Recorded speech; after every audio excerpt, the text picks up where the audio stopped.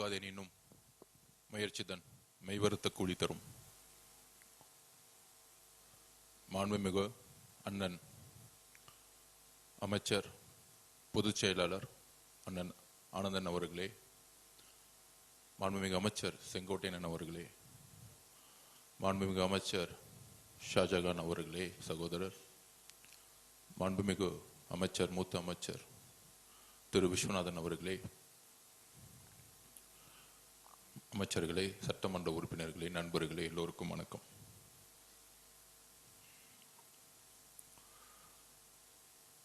நாளைக்கு சட்டசபை பட்ஜெட் கூட்டத்தொடர். சட்டசபைக்குள்ள போனா மரபுன்னு சொல்லுவாங்க. அந்த மரபை இன்னைக்கு வரைக்கும் உண்மையா கடைபிடிச்சிட்டு இருக்கக்கூடிய இயக்கம் தமிழக வெற்றி கழகம். நமக்கு அனுபவம் இல்லைன்னு சொன்னாங்க, சட்டசபை எதிர்கொள்ள முடியுமான்னு சொன்னாங்க. ஆனால் ஒரு 4 நாள் நடந்துச்சு. முதல்ல அந்த 4 நாள்ல ஒவ்வொரு நாளும் குறைந்தபட்சம் ஒரு 10லிருந்து 15 முறை அவை மீறிய செயலை செய்தது திமுக. சோ திமுகக்கே பாடம் எடுத்தாரு நம்மளுடைய தமிழக முதலமைச்சர், நம்மளுடைய அண்ணன் விஜய் அவர்கள்.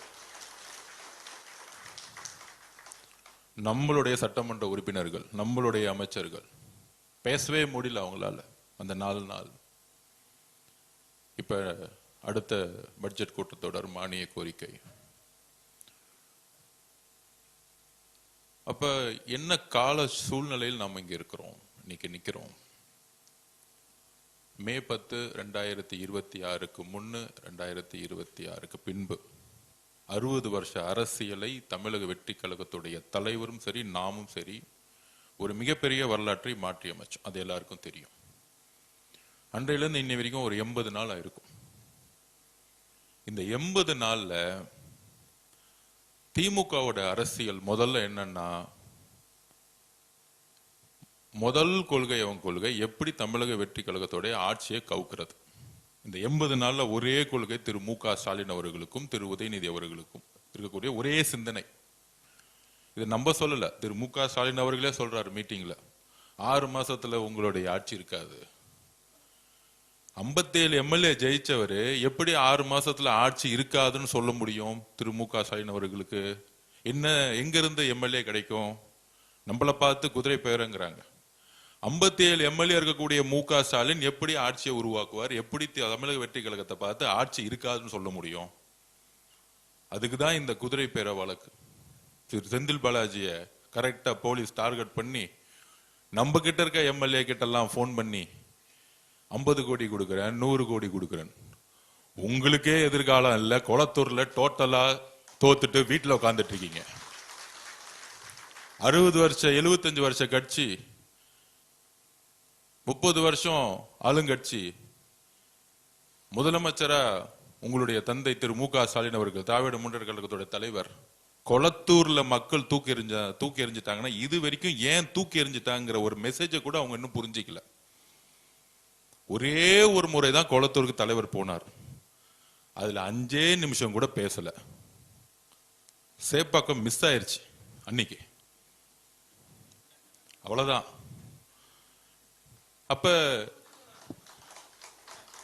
அப்ப கொளத்தூருடைய தோல்வி ஒட்டுமொத்த தீர்வுடைய கடைசி சாம்ராஜ்யத்துடைய அத்தியாயம். இதுதான் தமிழக மக்களுடைய தீர்ப்பு.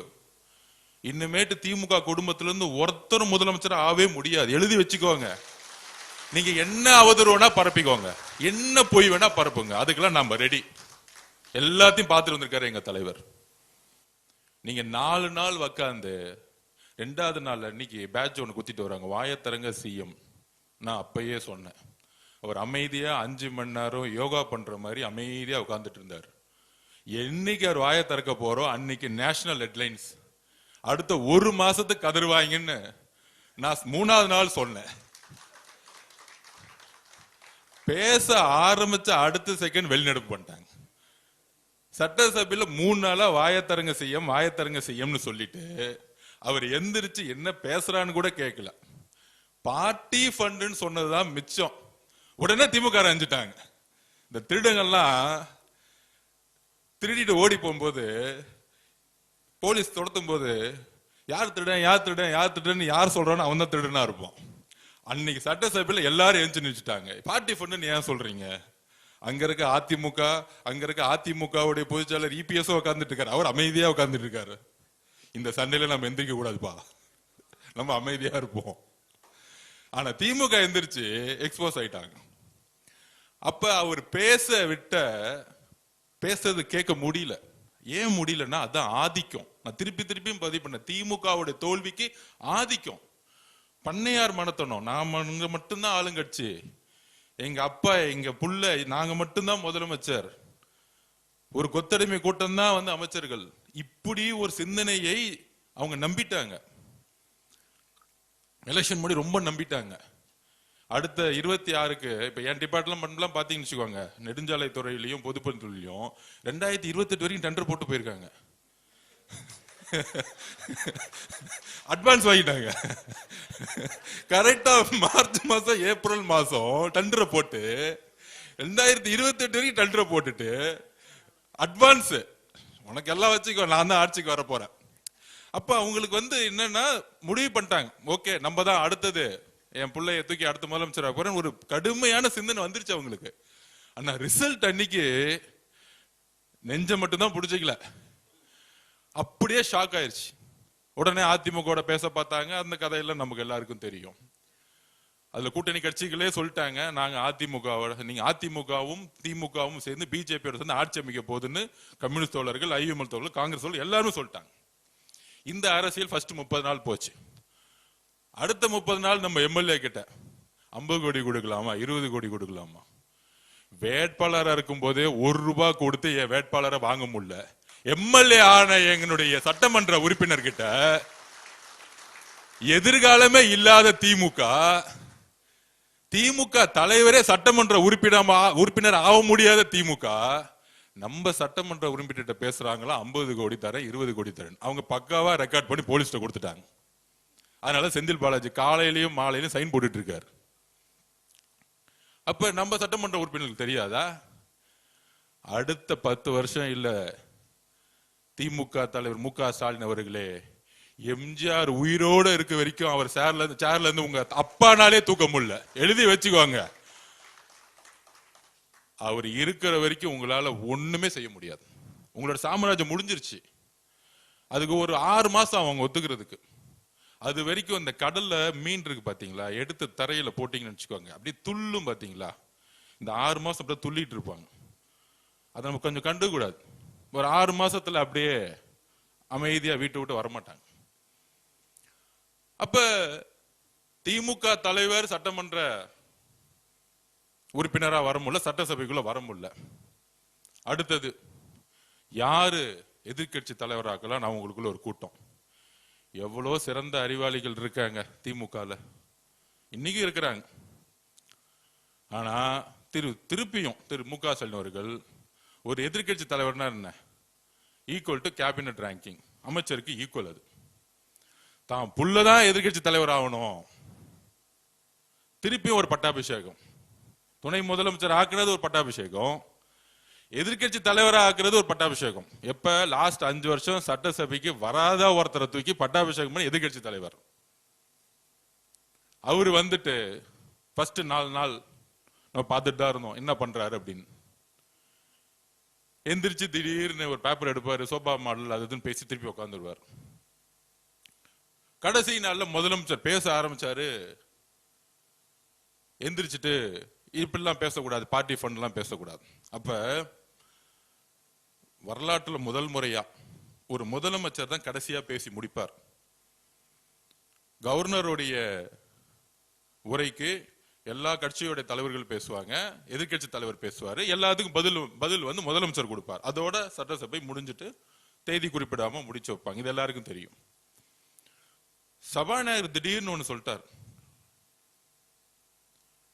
மாண்புமிகு எதிர்கட்சி தலைவர்களை முதலமைச்சர் பேசி முடிக்கட்டும், உங்களுக்கு பேசுறதுக்கு வாய்ப்பு தரேன். இது சுதந்திர வரலாற்றில் தமிழ்நாட்டில் இதுவரைக்கும் எந்த சபாநாயகரும் சொன்னதே கிடையாது. உங்களுக்கு அறிவு இருந்தா, திறமை இருந்தா, திராவிட முன்னேற்ற கழகத்தின் ஒரு உண்மையான எதிர்க்கட்சி தலைவராக இருந்திருந்தா அந்த வாய்ப்பை பயன்படுத்தியிருக்கலாமா, முடியாதா? இதுவரைக்கும் முதலமைச்சருடைய உரை, ஒட்டுமொத்த உரையை எடுத்து பார்த்துக்குவாங்க, தனிப்பட்ட விமர்சனங்கள் கிடையவே கிடையாது. ஒரே ஒரு முறை மதுரையில் அங்கிள்னு சொன்னார், அது அவருடைய ஒரு உறவு முறையில சொன்னார். அவர் தவறுன்னு சொன்னோடனே, வருந்துறாங்கன்னு சொன்னோன்னே அடுத்த மீட்டிங்ல சொன்னாரு, நான் தவறான வார்த்தைகளை சொல்லல, ஒரு உறவு முறையில சொன்ன, இனிமேட்டு அந்த வார்த்தையை சொல்ல மாட்டேன்னு சொன்னது எங்க தலைவர். இதுதான் உண்மை. அரசியல் ரீதியான தாக்குதல் இருக்கும் எங்களோட தலைவர்கிட்ட இருந்து. ஏன் ஒட்டுமொத்த அடுத்த கட்டத்தில் இருக்கக்கூடிய நிர்வாகிகள் அவர்கிட்ட இது வரைக்கும் தவறா ஒருமையில ஒரு பெண்ணை நோக்கிய விமர்சனம் தமிழக வெற்றி கழகத்துடைய நிர்வாகிகள் வந்ததே கிடையாது. இதுதான் எங்களுடைய வளர்ப்பு, எங்கள் தலைவர்கிட்ட இருந்து நான் கத்துக்கிட்டேன். அப்ப எதிர்கட்சி தலைவரா இருக்கக்கூடிய பணி என்ன? அண்ணா உருவாக்கிய இயக்கம் சமூக நீதியும் மாநில சுயாட்சியும் பேசி பேசி வளர்ந்த இயக்கம். அதுக்கப்புறம் கலைஞர் 1000 குற்றச்சாட்டுகள் இருக்கான், சமூக நீதி பேசி கட்சியை வளர்த்தார். அவரும் பெண்களை கொச்சையா பேசக்கூடிய வழக்கத்தை திருமதி இந்திரா காந்தி மேடம் கிட்ட இருந்து கொண்டு வந்தார். அது என்ன பேசினார் அதுக்குள்ள போக விரும்பல, இறந்தவரை பத்தி பேச வேணாம், வரலாறு. அப்ப ஜெயலலிதா அம்மா பொதுச் செயலர் ஆன முதலமைச்சர் ஆன அன்னைக்கு உருவான பண்பாடு திமுக, ஒரு பெண்ணுடைய தலைமையை விமர்சிக்க மாட்டாங்க. ஒரு பெண் முதலமைச்சரா இருக்கும் பொழுது அந்த முதலமைச்சர் செய்யக்கூடிய நிர்வாகத்தை விமர்சிக்க மாட்டாங்க. தேர்தல் அரசியலை எதிர்கொள்ளக்கூடிய பிரச்சாரத்தை உருவாக்க மாட்டாங்க. தனிப்பட்ட தாக்குதல்கள், ஒரு பெண்ணுடைய உடல் உறவு. பெரியார் அப்பயே சொன்னார், பெண்ணை கடவுளா பாக்குறதோட பெண்ணை சக மனுஷியா பாருங்க, நம்மள ஒரு ஆளா பாருங்க. புனிதமா பேசுறது முக்கியம் இல்ல, சமத்துவமா பேசுறதான் முக்கியம். இந்த சிந்தனை உங்களுக்கு இல்லை திரு உதயநிதி அவர்களே. பெரியார் கருத்துக்களை உள்வாங்கி அண்ணா உருவாக்கிய இயக்கம் பெரியாருடைய பெண் ஏன் அடிமையானால் புக்கை எடுத்து உதயநிதிக்கு புக்கை கொடுக்கணும். அந்த சிந்தனை இருக்குல்ல, அந்த ஒரு பிறப்பால் ஒரு சிந்தனை இருக்குல்ல திரு உதயநிதி அவர்களுக்கு. எங்க தாத்தா கலைஞர் முன்னாள் முதலமைச்சர், எங்க அப்பா முன்னாள் முதலமைச்சர் ஸ்டாலின், எங்க அப்பா முன்னாள் முதலமைச்சரா இருந்ததுனால இன்னைக்கு என்ன பட்டாபிஷேகம் பண்ணி எதிர்கட்சி தலைவரா உட்கார்ந்து வச்சிருக்க அந்த திமிர் இருக்குல்ல, அந்த திமிர் தான் பிறப்பால் உருவாக்கப்பட்டது. அந்த பிறப்பால் உருவாக்கப்பட்ட ஆணவம் தான் இன்றைக்கு 57 எம்எல்ஏவோட உங்களை உட்கார வச்சு 26 கட்சி கூட்டணியை உருவாக்கி ஒவ்வொரு தொகுதியில் 40 கோடி ரூபாய் செலவு பண்ணி 75 வருஷ பாரம்பரிய கட்சியை உங்களுடைய ஆணவத்தால் இன்னைக்கு உங்களை உட்கார வச்சிருக்காரு திரு மு.க. ஸ்டாலின் அவர்களை. இன்னைக்கு வீட்டுல உட்கார்ந்ததுக்கான உங்களுடைய ஆணவம். ஏன் அந்த வார்த்தையை சொல்றேன்னா, இப்ப எக்ஸ்ல ஒரு ட்வீட் போட்டிருக்காரு, தமிழக வெற்றி கழகத்துக்கு ஆணவமா திரு மு.க. ஸ்டாலின் சொல்றாரு. இதுவரைக்கும் எங்களுடைய முதலமைச்சர், எங்களுடைய அண்ணன் ஒரே ஒரு இடத்துல பெண்ணை தவறா தரக்குறைவா பேசி பார்த்திருக்கீங்களா? எழுதி வச்சுங்க, இப்ப எழுதி கொடுங்க திரு மு.க. ஸ்டாலின் அவர்களே. உங்கள் மீது ஏற்படக்கூடிய ஊழல் குற்றச்சாட்டுகளை பத்தி பேசியிருப்பார், அதிகார அத்துமீறலை பத்தி பேசியிருப்பார், உங்களுடைய குடும்ப ஆட்சியை பத்தி பேசியிருப்பார். இதுதான் மக்கள் கிட்ட அவர் கொண்டு போன பிரச்சாரம். வேற எந்த பிரச்சாரத்தையும் அவர் உருவாக்கல. அவர் சொன்ன மாதிரியே எழுதி வச்சுக்கோங்க, இந்த 80 நாள்ல 75 வருஷத்துல ஒழிக்க முடியாத ஊழலை ஒவ்வொரு தொழிலும் ஒழிச்சிருக்கிறார். இன்னைக்கு இந்த 80 நாள்ல பார்ட்டி ஃபண்ட் முதலமைச்சர் கலெக்ஷன் பண்ண நினைச்சா 10,000 கோடி ரூபாய் ஈஸியா கலெக்ஷன் பண்ண முடியும். அது வேணான்னு தூக்கி போட்டிருக்காங்க. எங்களுக்கு தெரியாத அந்த வழி. இங்க இருக்கக்கூடிய ஒவ்வொரு சட்டமன்ற உறுப்பினர்கள்ட்ட கையில 5 லட்சம் ரூபாய் இன்னைக்கு வரைக்கும் பணம் இல்ல. இங்க இருக்கக்கூடிய அமைச்சர்கிட்ட இன்னைக்கு வரைக்கும் மொத்தமா 25 லட்சம் ரூபாய் பணம் இல்ல. ஒரு நேர்மை என்பது என்ன தெரியுங்களா? வாய்ப்பே இல்லாம நேர்மையா இருக்கிறது முக்கியம் இல்ல. எல்லா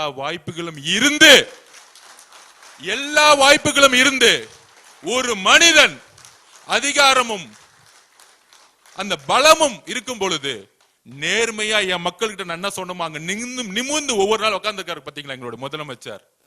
அந்த நேர்மைதான் மக்கள் அவரை நேசிக்க வைக்குது. அந்த நேர்மைதான் தமிழ்நாட்டுடைய ஒட்டுமொத்த பெண்களுடைய அண்ணனாவும் தம்பியாவும் மகனாவும் இருக்கிறார் எங்க தலைவர். எங்களுடைய நாங்களும் சரி போன உடனே அன்பா பெண்கள் ஏன் ஓடி வராங்க? தமிழக வெற்றி கழகம் நான் திருப்பி பதிவு பண்ணோம். கண்டிப்பா ஆளுங்கட்சி ஆகும். கண்டிப்பா மாண்பு முதலமைச்சர் ஜெயிச்சு முதலமைச்சர் ஆக்குவார். 4 மாசம் முன்னாடி நம்பல. அதற்கான காரணம் என்ன தெரியுமா? எல்லாரும் இளைஞர்கள் சொல்லிட்டு இருந்தாங்க. ஏன்னா நம்ம போகும்போது எல்லாரும் இளைஞர்கள் நம்மள வேலை பார்க்கறதுக்காக எல்லாம் ஓடி வருவாங்க. ஆனா அவன் கண்ணுக்கு தெரியாத ஒண்ணே ஒண்ணு என்ன தெரியுமா? வீட்டுல இருந்தாங்க பாருங்க, அமைதி புரட்சி பண்ணாங்களே பெண்கள், ஒட்டுமொத்த பெண்களும் இந்த வெற்றியை உருவாக்கியது பெண்கள். திருப்பி பதிவு பண்றோம். நாங்க எங்க ஏன் யாருக்கிட்ட உண்மையா இருக்கணும்? நாங்க நினைக்கிறது தெரியுமா? முதல்ல தமிழ்நாட்டில் இருக்கக்கூடிய எங்களுடைய தாய்மார்களுக்கிட்டையும் எங்களுடைய அக்கா கிட்டையும் தங்கச்சிக்கிட்டையும் நாங்க உண்மையா இருக்கணும்னு நினைக்கிறோம். ஏன்னா இந்த கட்சியை உருவாக்கியது தமிழக பெண்கள். எங்க அண்ணனை முதலமைச்சர் ஆக்கியது தமிழக பெண்கள், அதோட சேர்ந்த இளைஞர்கள். அப்ப ஏன் எங்களுக்கு அந்த உணர்வு வருது? அதுல இன்னைக்கு சொல்றாரு தமிழக திமுகவுடைய பேட்டி கொடுக்கிறார் RS பாரதி சொல்றாரு, மூத்த தலைவர். அது என்ன, நாங்க எம்ஜிஆர் காலத்திலும் இப்படிதான் பேசிக்கிட்டு இருந்தோம், கலைஞர் காலத்திலும் அப்படிதான் பேசிட்டு இருந்தோம், ஏன் அம்மா ஜெயலலிதா காலத்திலும் அப்படிதான் பேசிட்டு இருந்தோம், ஐயா எடப்பாடி காலத்தில் அப்படித்தான் பேசிட்டு இருந்தோம். இந்த 4 பேர்ட்ட என்ன வேணா பேசிக்குவாங்க. ஆனால் எங்கள் அண்ணன் முதலமைச்சரா பொறுப்பேற்றதிலிருந்து திரு சி ஜோசப் விஜய் அண்ணன் எங்கள் முதலமைச்சரா இருக்கக்கூடிய இடத்துல பெண்களை நோக்கி விமர்சிக்கக்கூடிய யாரா இருந்தாலும் கைது செய்யப்படுவார்கள். இது ஏன்னா ஒருத்தருக்கான மிரட்டலோ பழிவாங்கலோ கிடையாது. இந்த கலாச்சாரத்தை தூக்கி எறியணும். ஒரு பெண் அரசியல் வரக்கூடாதா? ஒரு பெண் நிருபரா வரக்கூடாதா? பத்திரிகையுள்ள வரக்கூடாதா? ஏன் உங்களை பார்த்து கொஸ்டின் கேட்டக்கூடாதா? கேட்கிற கேள்வியை விட்டுட்டு அவங்கள உடலையும் அவர்களுடைய உறவையும் சுக்குனராக கூடிய செயலை செய்யறதா திமுக. அப்ப அண்ணா பேசிய சமூக நீதியும் மாநில சுயாட்சியும் தூக்கி எறிஞ்சு இன்னைக்கு ஆபாச நீதியாக ஒரு எதிர்கட்சி தலைவர் உட்கார்ந்துட்டு இருக்காரு. இனிமேட்டு அவர் ஆபாச நீதி தான் கூப்பிடணும், உதயநிதி கிடையாது. உறுதியாக சொல்றோம். என்ன வார்த்தைகள்! நான் கேட்கிறேன், நான் என்ன பேசுறது தவறுன்னு இன்னைக்கு வரைக்கும் உணரல. வார்த்தைகள் தவறு இருக்கலாம், மனிதன் உணர வேண்டும். தவறு செய்யாத மனிதர்கள் கிடையாது, ஆனால் அது உணரணும். அந்த உணர்ச்சி இருக்கா? இன்னைக்கு பேசுறாரு, நான் என்ன பேசினேன்? ஒண்ணுமே பேசல. உங்களுடைய அம்மா முன்பும் உங்களுடைய மகள் முன்பும் இந்த வார்த்தையை பேச முடியுமா திரு உதயநிதி அவர்களே? பேச முடியுமா? எல்லோருக்கும் குடும்பம் இருக்கு. எல்லா பெண்களையும் ஒரே மாதிரி பார்க்கணும். எங்க அம்மா பார்க்கிற மாதிரி தான் இன்னொரு அம்மாவை நான் பார்க்க முடியும். அந்த உணர்வு உங்ககிட்ட இல்ல. ஆனா எங்க தலைவருக்கு ஒவ்வொரு பெண்ணையும் தன்னுடைய அம்மாவும் தங்கச்சியாவும் அக்காவையும் பார்த்துட்டு இருக்காரு. இதனாலதான் இந்த ரியாக்ஷன். இதுதான் உண்மை. இது அரசியலோ பழிவாங்களோ கிடையாது. நாங்க எதுக்கு அரசியல் பழி வாங்கணும்? 60 வருஷ வரலாற்றை தூக்கி எறிஞ்சு சிங்கிளா தனியா எங்கால் ஜெயிச்சிருக்காரு எலெக்ஷன்ல. உங்களை எதிரியாவே நாங்க பார்க்கல. எங்க தலைவரை எதிர்த்து நிக்கிறதுக்கு ஒரு தகுதி வேணும். இன்னைக்கு சேலஞ்ச் பண்றேன் திரு உதயநிதி அவர்களே, உங்க தாத்தாவோட ஐடென்டிட்டி, திமுகவோட ஐடென்டிட்டி எல்லாத்தையும் தூக்கி போட்டு உங்க எம்எல்ஏ போஸ்ட் ரிசைன் பண்ணிட்டு வாங்க. எங்க தலைவர் சாமானிய ஒருத்தரை நிப்பாட்டுவார். அதே சேப்பாக்கத்துல சாமானிய ஒரு பெண்ணை நிப்பாட்டுவார். சாமானிய ஒரு பெண்ணை சேப்பாக்கத்துல இன்னைக்கு நாங்க நிப்பாட்டுக்கு ரெடி. சேலஞ்ச் பண்றோம். ஒரே ஒரு முறை எங்க தலைவர் வருவார் பிரச்சாரத்துக்கு, ஒரே ஒரு முறை தான் வருவார். டெபாசிட் வாங்க மாட்டீங்க, எழுதி வச்சுக்கிறீங்களா? இன்னைக்கு சேப்பாக்கத்துல எலெக்ஷன் நடந்துச்சுன்னா ஏன் தெரியுமா? திமுக இன்னைக்கு எதிர்கட்சி தலைவரானதுக்கான காரணமே கூட்டணி கட்சினாலதான். கூட்டணி கட்சியோட 20% மைனஸ் வச்சுங்க 10 தொகுதி ஜெயிச்சிருக்க மாட்டாங்க. கூட்டணி கட்சினால 10 தொகுதி இல்ல. காங்கிரஸ், ஐஎம்எல், கம்யூனிஸ்ட், விசிக இல்லன்னா திமுகனால 10 தொகுதி ஜெயிச்சிருக்க முடியாது. இப்ப ஒட்டுமொத்த கூட்டணி எங்க தலைவர் கூட எங்களோட இருக்கிறாங்க. அப்ப நீங்க உங்களை பார்த்து நாங்க எதுக்கு பயப்படணும்? தேர்தல் ரீதியா நீங்க யார் முத எங்களுக்கு? எங்க தலைவர் உங்களை பார்த்து முத பயந்தா தானே வந்து கைது பண்ணணும், சிறை தள்ளணும். அந்த பயம் எங்க தலைவருக்குள்ள சாமானிய தொண்டனர் கூட தமிழக வெற்றி கழகத்துல கன்னியாகுமரி சாமானிய ஒரு பெண்ணு கூட அந்த பயம் கிடையாது. உங்களை பார்த்து முடிஞ்சு போச்சு உங்க சாம்ராஜ்யம். எல்லாம் சேர்ந்துட்டாங்க, பெண்கள் ஒட்டுமொத்தமா சேர்ந்துட்டாங்க. நீங்க இது பேசி முடிச்ச அடுத்த செகண்ட் சமூக வலைத்தள பாருங்க, ஒட்டுமொத்த பெண்களும் பேச ஆரம்பிச்சிட்டாங்க. என்ன பேசுது? ஒரு பொறுப்பு வாய்ந்த எதிர்கட்சி தலைவர் பேசுறதா? ஈக்குவல் டு கேபினெட் ரேங்கிங், அமைச்சர் இடத்துல இருக்கீங்க நீங்க. எதிர்கட்சி தலைவர் யார் யார் இருந்திருக்கா? கலைஞர் இருந்திருக்காரு இந்த இடத்துல. என்ன பேச்சுகள் இது? மேடம் ஜெயலலிதா உட்கார்ந்து இருக்கா உங்க இடத்துல. எந்த இடத்துல உட்கார்ந்துட்டு இருக்கீங்க? காவேரி பிரச்சனை பத்தி பேசுறோம். காவேரி பிரச்சனை பத்தி நாளை சட்டசபையில் நீங்க எந்திரிச்சு என்ன வேணா கொஸ்டின் கேளு. அதுக்கு உடனே சொல்றாங்க அவர் வந்து நாளை சட்டசபையில் வந்து நம்ம கேள்வி கேட்டு பயந்துட்டாங்களாம். 4 நாள் நீங்க என்ன கேள்வி கேட்டீங்க எனக்கு தெரியாது. அந்த இடத்துல சும்மா உட்காந்துட்டு இருந்தீங்க 4 நாள். நீங்க கேள்வி கேட்கறீங்களா எங்களை பார்த்து? நாங்க ரெடி. என்ன கேட்பீங்க? இருமொழி கொள்கையா? நீட் பத்திரியா? காவேரி பிரச்சனையா? மேகதாது பிரச்சனையா? சட்டம் ஒழுங்கு பிரச்சனையா? 5 வருஷம் சட்டம் ஒழுங்கு போஸ்கோ சட்டத்தில் எத்தனை பேர் கைது ஆயிருக்காங்கன்னு கணக்கெடுப்போம். நாங்க வந்து 80 நாள் ஆச்சு. 25 வருஷம் ஆண்டது நீங்க. ஒவ்வொரு ஃபைல தொட்டாலும் பண்ணதுக்கான எல்லா தவறுகளும் நீங்க. மேகதாது பிரச்சனைக்கு சிம்பிளா சொல்றேன். 15/4/2026, 25/4/2026 சுப்ரீம் கோர்ட்ல தோத்தது யாரு? சுப்ரீம் கோர்ட்ல தோக்கும்போது ஆட்சியில் இருந்தது யாரு? தமிழக வெற்றி கழகம் ஆட்சியில் இருந்தாங்களா? திராவிட முன்னேற்ற கழகம் தான் ஆட்சியில் இருந்தாங்க. அப்ப சுப்ரீம் கோர்ட்ல கேஸ் தோத்துட்டு நம்ம உச்ச நீதிமன்றம் போக முடியாது. அங்க இருக்கக்கூடிய முதலமைச்சர் திரு சிவகுமார் அவர்கள் அணை கட்டணும்னு சொல்றாரு. இது இப்ப மட்டுமா சொல்றாரு? இந்த 30 நாளா சொல்லிட்டு இருக்காரா? 2 வருஷமா சொல்லிட்டு இருக்காரு. அவர் 2 வருஷமா திராவிட முன்னேற்ற கழகம் கூட்டணி இருக்கும்போது சொல்லிட்டு இருக்காரு. அதனாலதான் இது சென்ட்ரல் சப்ஜெக்ட் ஆகி அங்க நீர்வளத்துறை தான் முடிவு எடுக்கணுங்கிறது சுப்ரீம் கோர்ட் 2018 தீர்ப்பு கொடுத்திருக்கு. இரு மாநில பிரச்சனைகள் வரும்பொழுது நேரா டெல்லியில இருக்கக்கூடிய நீர்வளத்துறை கிட்ட தான் போகணும். அப்ப முதலமைச்சர் என்ன முடிவு பண்ணணும்? முதலமைச்சர் சட்ட ரீதியா முடிவு எடுக்கிறார். நம்ம கோர்ட்டுக்கு போவோம். சுப்ரீம் கோர்ட்டுக்கு போக முடியாது. ஏன்னா 2 அப்பீல் ஆகி தோத்துட்டோம். அப்ப உடனே சுற்றுச்சூழல்ல கேஸை ஃபைல் பண்ண சொல்லிட்டார். சுற்றுச்சூழல் சர்டிபிகேட், என்வாயன்மெண்ட் சர்டிபிகேட் இல்லாம டேம் கட்ட முடியாது. டெக்னிக்கலி ஃபைல் பண்ணிட்டார். இதை நம்ம சொல்றோம் சட்டசபையில. அதுக்கப்புறம் ட்ரிபியூனல் போவோம். இது திமுக அடுத்த முடிவு தான். சட்ட வல்லுநர்கள் அதான் சொல்றாங்க. இப்ப இருக்க ட்ரிபியூனல் நம்ப முடியல, அவங்க டிபிஆர் அக்செப்ட் பண்ணிட்டாங்க, நம்ம புதுசா ட்ரிபியூனல் போனோம். திராவிட முன்னேற்றம் கழகம் சொன்னதும் நம்ம சட்ட வல்லுநர் சொன்னதும் முதலமைச்சர் அக்சஸ் பண்ணி சட்டமன்றத்துல ஒரு மனதா தீர்மானம் பண்ணமா இல்லையா? அன்னைக்கு திராவிட முன்னேற்றத்துக்கு ஏதாவது கருத்து வேறுபாடு இருந்துச்சா? இல்ல அதிமுக கருத்து வேறுபாடு இருந்துச்சா? எல்லாரும் எந்திரிச்சு ஒரு மனதா தீர்மானம் நிறைவேற்றியாச்சு. ஆனா உடனே 10 நாள்ல 10 வருஷமா மழை பிரச்சனை கிடையவே கிடையாது. இந்த வருஷம் மழை இல்ல அவரை பாக்குறதுக்கு. இதுதான் எங்களுடைய தலைவர். அவர் கர்நாடக மக்களுக்கு சேர்ந்துதான் யோசிக்கிறாரு. அந்த மக்களுக்கு சேர்ந்துதான் யோசிக்கிறார். அப்ப 2 மாநில உறவை மேம்படுத்தணும். ஒரு பிரச்சனை வரும் பொழுது உறவு சரியா இருக்கணும். ஒரு முதலமைச்சரே அங்க போகும்பொழுது நாளைக்கு சூழ்ச்சி அரசியல் உருவாக்கி ஒரு கழகம் உருவாகாம இருக்கணும்னா, என் மகனே வந்துட்டான்னு கண்ணலா இருக்கக்கூடிய ஒரு தாய் சொல்லுவாங்க, ஏன்பா இந்த பண்றீங்கன்னு சொல்லுவாரா? சொல்ல மாட்டாங்களா? இந்த அரசியலுக்காக தான். இது என்ன பெரிய நம்ம அங்க போக கூடாதுன்னு இருக்கு. நம்ம ஒரு உறவு முறையில போவோமே. இது நம்ம கர்நாடகா, நம்ம மக்கள், ஏன் மக்கள் தானே அவங்களும், கேரளால இருக்க மக்களும் ஏன் மக்கள் தான் நினைக்கிறதா எங்க தலைவர். இதுல என்ன தவறு? நீங்க அரசியலா பாக்குறீங்க. அவரு சகோதரத்தை வளர்க்கறதுக்காக கர்நாடகால போகணும்னு நினைச்சார். இதுதான் உங்களுடைய குறுகிய மனப்பான்மை.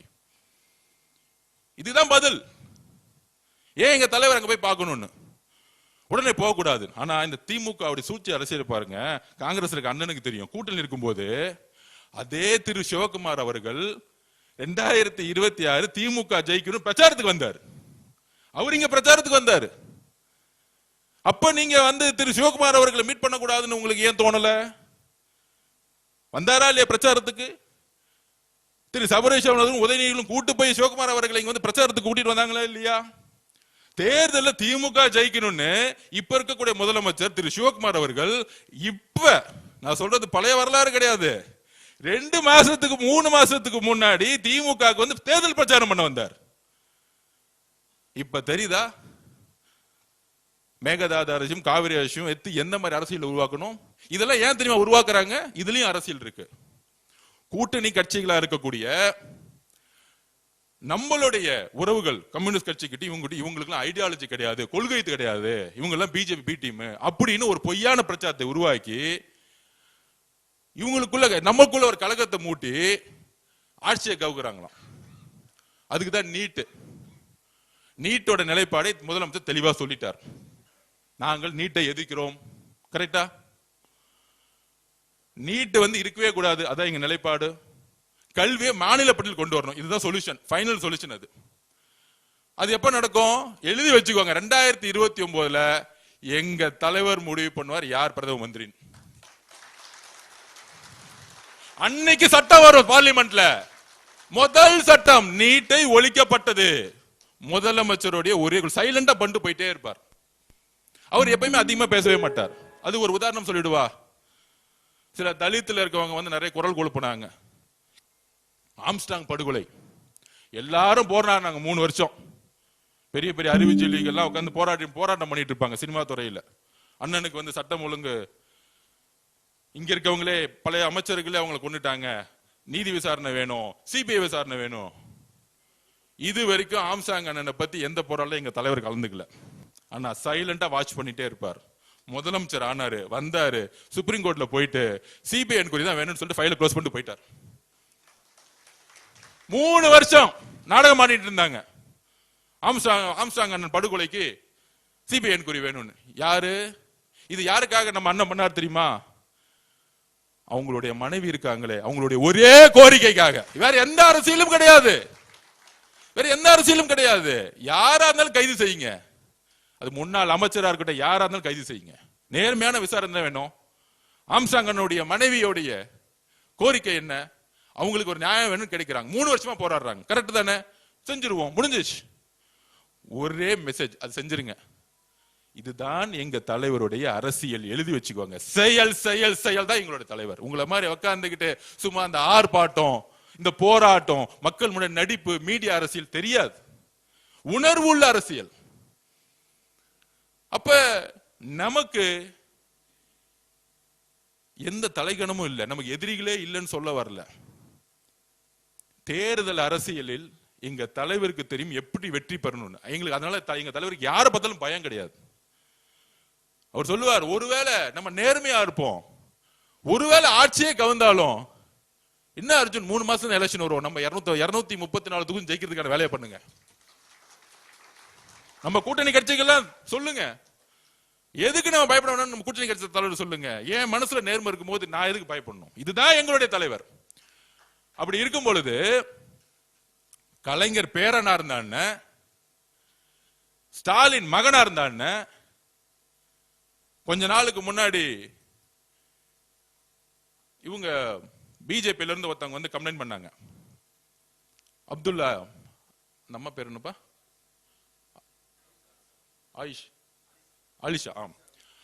அலிஷா அப்துல்லா மேடம் வந்தாங்க. வந்து கமிஷனர் கம்ப்ளைண்ட் போச்சு. தரக்குறைவா யூடியூப்ல பேசினாங்க. தரக்குறைவா. அதுல 2 பேர் ரொம்ப சிரிச்சு, அந்த பெண்ணுடைய உடல், அந்த பெண் யார் கூட இருந்தா, அந்த பெண்ணுடைய குழந்தை யாரோட குழந்தை, இதெல்லாம் ஒரு அரசியலா? ஒரு பெண், ஒரு இஸ்லாமிய சமூகத்தில் இருந்த அந்த பெண், எந்த கட்சியா வேணா இருக்கட்டும், தைரியமாக அரசியலுக்கு வரக்கூடிய சிந்தனையை நம்ம வரவேற்கணும். அது வரவேற்கணும். சரியா தவறோ, ஒரு பெண் வீட்டை விட்டு வெளியே வரும்போது அரசியலுக்கோ ஒரு அதிகாரத்துக்கோ வரணும்னு ஒரு சிந்தனை வரும்போது நம்ம வரவேற்கணும். தவறுகள் செய்தால் நம்ம அரவணைக்கணும். ஏனால் இதுதான் உண்மையான சமூக நீதி. ஒரு பெண் அதிகாரத்துக்கு வரக்கூடிய ஒரு சமூக நீதி தான் பெரியார் கனவு கண்டார், அண்ணா கனவு கண்டார், புரட்சியாளர் அம்பேத்கர் கனவு கண்டார். அப்போ ஒரே ஆக்ஷன், அவங்க 2 பேரும் அரெஸ்ட் பண்ணிருங்க. திமுக தான், பக்கா திமுக. அதே சட்டம் தான் நீங்க மகுடம் சூட்டிய முக ஸ்டாலின் உங்க மகனா இருந்தாலும் ஒரே சட்டம் தான் எங்களுக்கு. மனுநீதி சோழனுடைய ஆட்சி நடந்துகிட்டு இருக்க, தான் மகனா இருந்தாலும் சட்டம் தன் கடமையை செய்யும் சொல்லக்கூடியவர் தான் எங்களுடைய முதலமைச்சர். தமிழக வெற்றி கழகத்தில் தவறு செய்யும் போது அடுத்த செகண்ட் பொதுச்செயலர் கட்சி விட்டு இன்னைக்கு அரெஸ்ட் பண்ணுங்கன்னு சொல்லிடுவார். இது வரைக்கும் 3 பேர் அரெஸ்ட் பண்ணிருக்காங்க. அந்த மாதிரி தமிழக வெற்றி கழகத்துடைய நிர்வாகிகள் யாரை நீக்கல. அப்ப இந்த கட்சியை உருவாக்கியது நாங்கெல்லாம் அமைச்சராக இங்க அமர்ந்திருக்கிறதுக்கு முக்கிய காரணம், ஏன் எங்களுடைய தலைவரை முதலமைச்சர் ஆக்கியதே தமிழ்நாட்டுடைய பெண்கள்.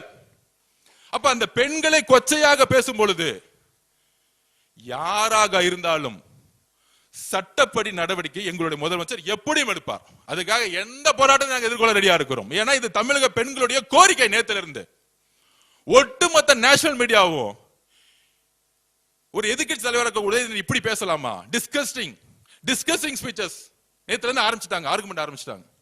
நம்மளுடைய மீடியா தான் லேட்டா இருந்திருப்பாங்களே, காலைல இருந்து ஆரம்பிச்சாங்க. பெண்கள் எல்லாம் சமூக வலைத்தளத்துல இறங்கி அடிக்க ஆரம்பிச்சிட்டாங்க. என்னது திமுக, பழைய திமுக, இந்த இதுக்கு முற்றுப்புள்ளி வைங்க. 50 வருஷ திமுக இந்த பெண்களை நோக்கி இழிவா பேசக்கூடிய அரசியலை முற்றுப்புள்ளி வைங்க. தைரியம் இருந்தா எங்க தலைவரை விமர்சிக்கணும்னா அவர் முகத்தை பார்த்து ஒரு தவறு சொல்லி அரசியல் பண்ணி ஜெயிச்சிருங்க. எந்த காலத்துல வாய்ப்பு கொடுக்கவே மாட்டார் அவர். உங்களுடைய அரசியல் எல்லாத்தையும் தூக்கி போட்டுதான் ஜெயிச்சுட்டு வந்திருக்காரு. அப்ப இது மாதிரி ஒரு விமர்சனத்தை உருவாக்கினா ஒரு அட்டென்ஷன் கிடைக்கும். இதுதான் ஒரு கேவலமான பிறப்பாலே அந்த பிரச்சனை இருக்கு அவருக்கு. அவர் நல்ல டாக்டர் அனுப்பணும், சைக்காலஜி டாக்டர் அனுப்பணும். இதுதான் உண்மை. மனநல மருத்துவர்கிட்ட திரு உதயநிதி அனுப்பணும். ஓப்பனா சொல்றேன், உண்மை. ஒரு பெண்ணை நோக்கிய பார்வை இருக்கு பாத்தீங்களா, அந்த பார்வை எங்க இருந்ததுன்னா பிறப்புல இருக்கும் போது ஏதோ பிரச்சனை இருந்தா தான் வரும். அந்த மாதிரி எங்க அம்மா அப்படி பார்க்க முடியுமா? எங்க அக்காவை தங்கச்சி அப்படி பார்த்து பேச முடியுமா? சொல்ல முடியுமா? சொல்ல முடியாது, சொல்ல வராது. உங்க குடும்பம் மட்டும் உங்களுக்கு புனிதமும் பெருமைனா எங்க